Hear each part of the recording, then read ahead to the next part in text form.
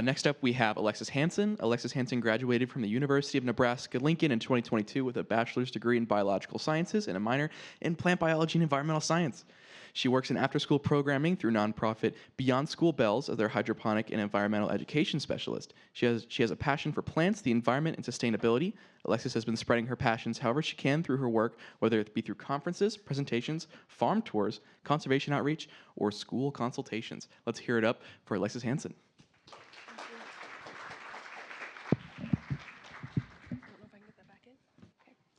I graduated from UNL with a degree in biological sciences and minors in plant biology and environmental science.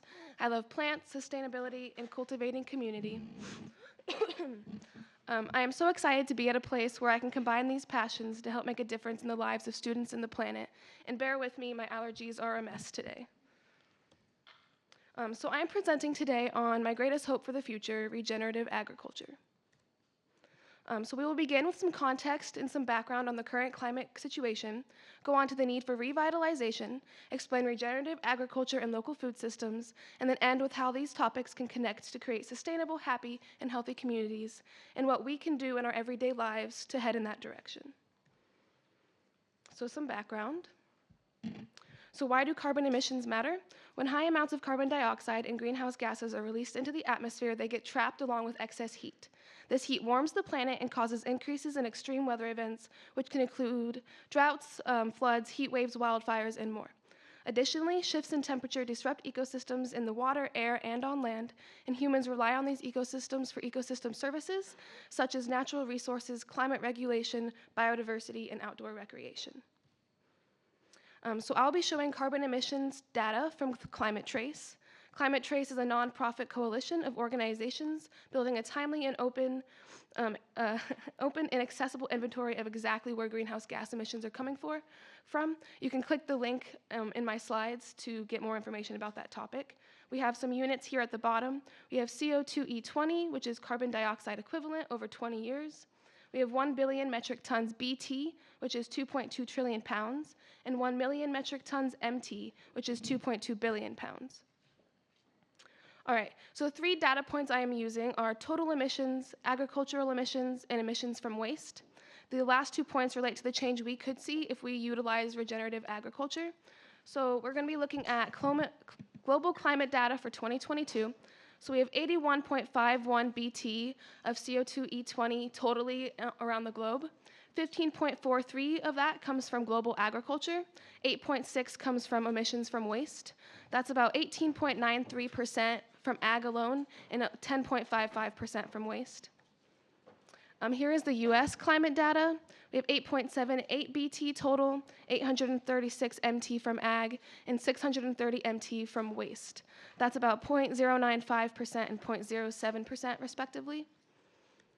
And then here is Nebraska's climate data. So 65.45 MT total in Nebraska, 34.57 of that comes from agriculture, and 4.52 comes from waste. So that's 52.8% of our emissions coming from agriculture in Nebraska. Here is a map of this. The red are the agriculture points, and the rest are the other sectors that make up our carbon emissions. With 34.57, that's over half of Nebraska's emissions coming from unsustainable ag, and it's the state's #1 contributor to climate emissions. Not only that, but the unsustainable agriculture practices lead to other detrimental consequences to our natural resources, which brings me to our need for revitalization. So what does unsustainable ag mean for Nebraska natural resources? Within our land, soil is depleted of nutrients, microbial life, and structure, and this causes habitat and function loss. Our air is polluted and our air quality is reduced, and we're having more heat and carbon being released into our atmosphere. Our natural waterways are polluted, and this leaches into all living things because all things need water, and our ecosystems are disrupted. Within our food, our wild and cultivated food has been contaminated with pesticides and other pollutants, and our produce has become nutrient deficient. Here's a table of the consequences. It's more specific of the depleted and contaminated natural resources. I was going to go over this, but since we're running behind, you guys can just have this for a future reference. So the impact of healthy natural resources. If we were to reverse the damage, we would see expanded ecosystem services, biodiversity, human health, and climate resiliency. The land would be able to grow more nutritious food and have the ability to bounce back from severe weather. We would have access to fresh water and would witness healthy and productive ecosystems without contamination. Air quality would increase along with human health, and there would be a decrease in the severe weather events that we've been seeing all around the globe. So the hope for the future is revitalization.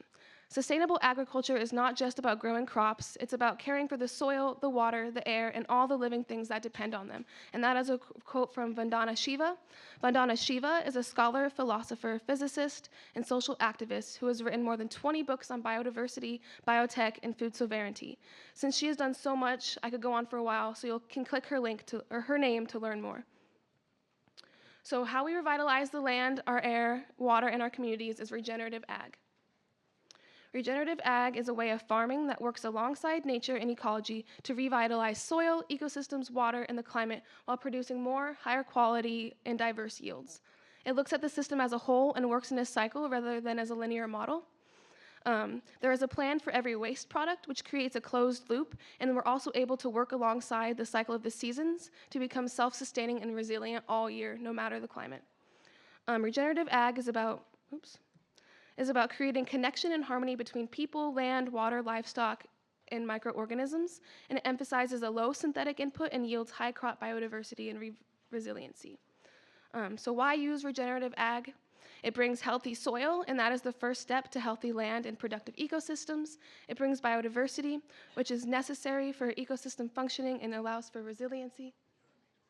No rush? Okay. Sorry, I wanted to make sure we got it all in. All right. Practices also work alongside nature to heal the climate and our natural resources. Utilizing native plants and biodiverse crops allows for proper storage and flow of water. Self-sustaining systems require less inputs from the farmers, and this saves them money, resources, and time. And then working harmoniously with nature increases mental health and yields higher quality foods. So this is a picture from an amazing documentary, Kiss the Ground. It shows the difference between industrial monoculture farming on the left and polyculture regenerative farming on the right. I usually have a pointer, but we'll go here.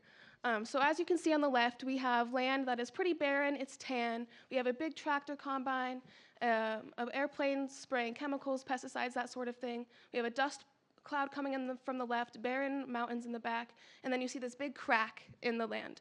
Cracks like that form from lack of water, and when there's no water, there's no life. So it's not a place that has a lot of life. And on the right, you see a regenerative farm, and it looks sort of like an oasis. You see there's lots of biodiversity. We have trees on the right. We have grassland, pasture in the middle there. You do see a tractor because it still uses innovation, just not mass-produced.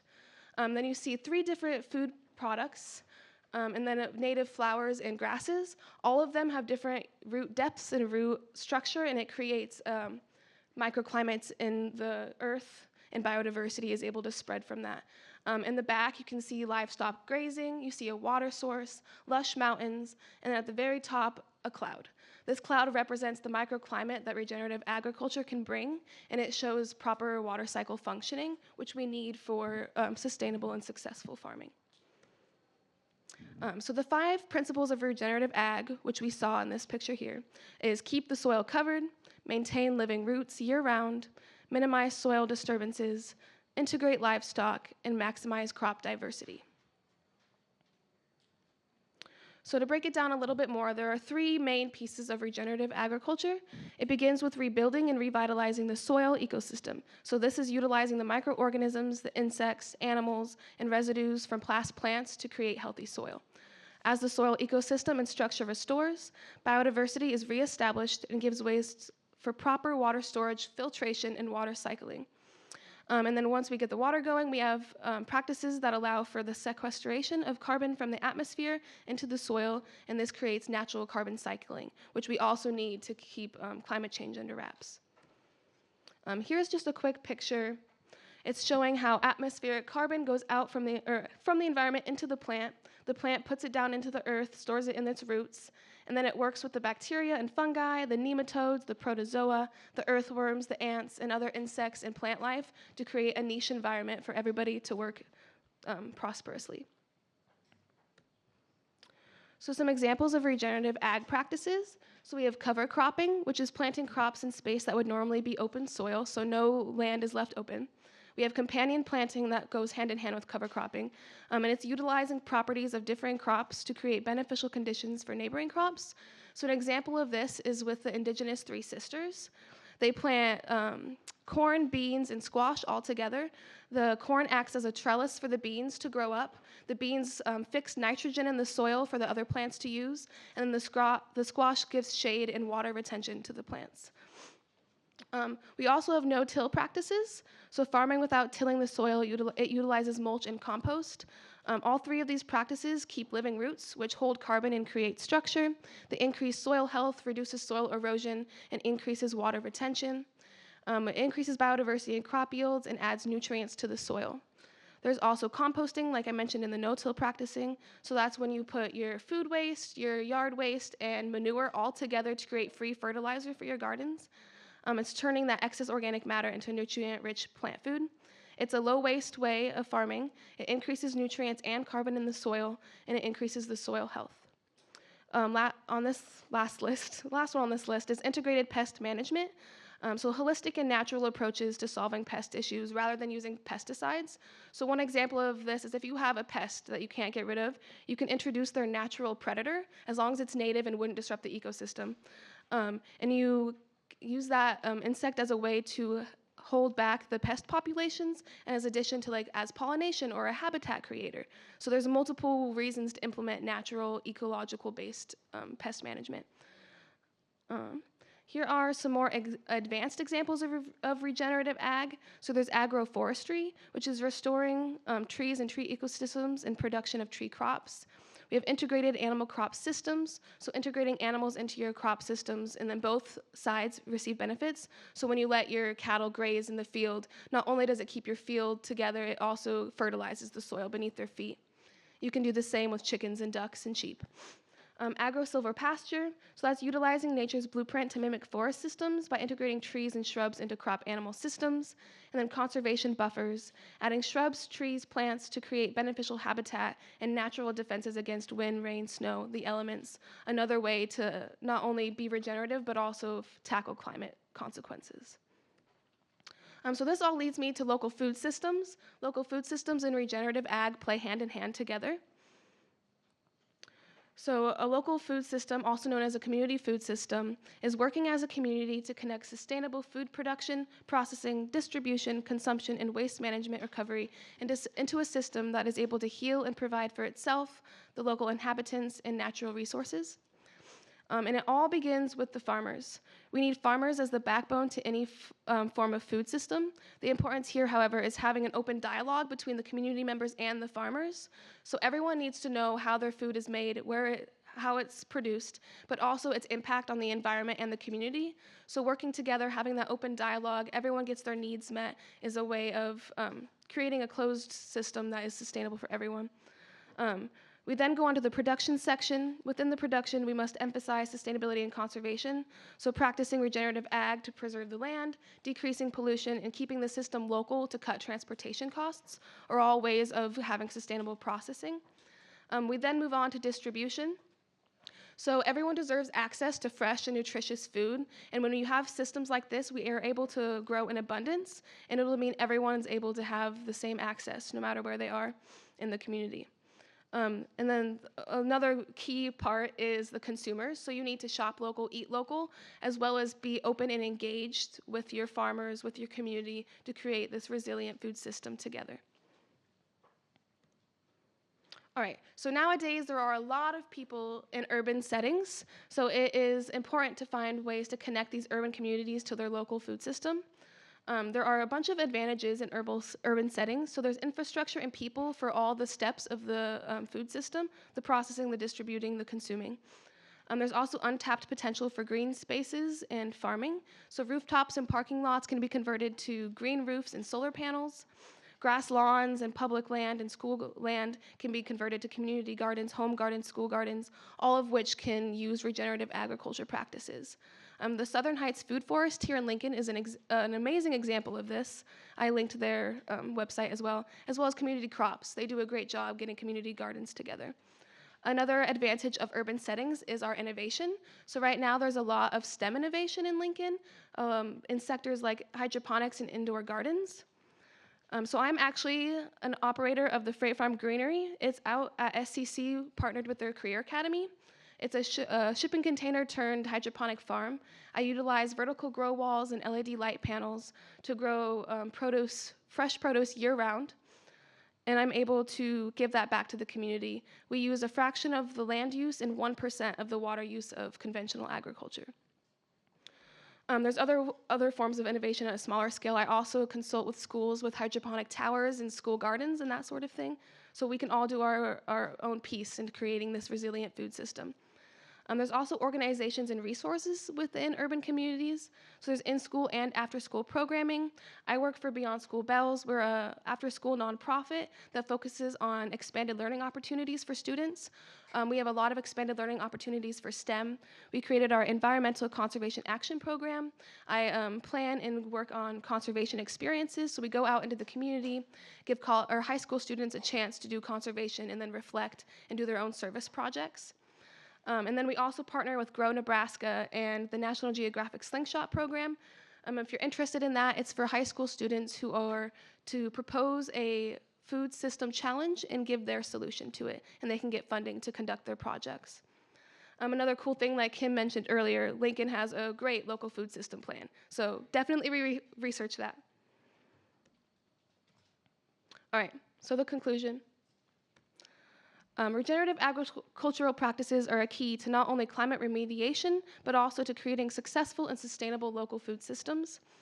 Regenerative ag allows for the healing and resiliency of natural resources, communities, and the climate, and opens the door to community food sovereignty, which is defined as the right of peoples to healthy and culturally appropriate food produced through the ecologically sound and sustainable methods, and their right to define their own food and agriculture systems. We all have the power to create this food sovereignty within our communities, and we all deserve it. We all deserve fresh local access to fresh local foods that are healthy for us and the environment. So what anyone and everyone can do, you can advocate for and create urban green spaces. So classrooms, homes, parks, and buildings can all be adapted to work alongside this local food system. It's not just a one person does this, it's we're all working together. You can start conversations about sustainable ag practices. Since it does directly align with local food systems, talking about regenerative ag and other sustainable ag practices goes a long way in getting that ball moving. Support and shop local. We vote with our dollar, especially in this age. So spending money at farmers markets and local businesses goes a long way. And then spend time in nature, connect with ecosystems. This one's big for me. We have this big disconnect between us and nature, and reconnecting will help us build an appreciation for ecosystems. And since this form of farming all connects back to ecology and ecosystems, having an appreciation for that is super important. And then lastly, if it cannot be refused, reduced, or reused, recycle. At the end, do all those other things first. Here are my citations. I'm also linking my full slides that will have which citations go where, and then you can also use me as a reference. So you can reach out with this. And then here are the reflections for the tabletop discussions.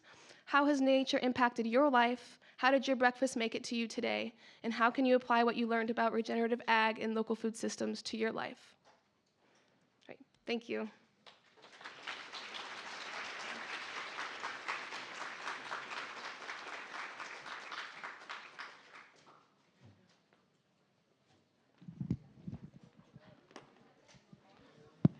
So we don't have a ton of time for a tabletop, but we do have time for a couple questions if anyone in the audience has a few questions for the speaker.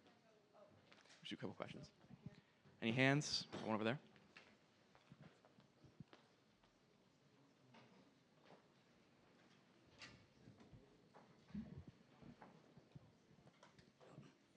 If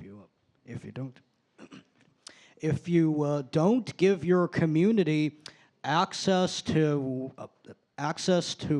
fresh and nutritious food, you're basically creating what is known as a food desert, which is where a community has areas that lack fresh and nutritious food. I actually learned about this a few years ago, and it was really interesting.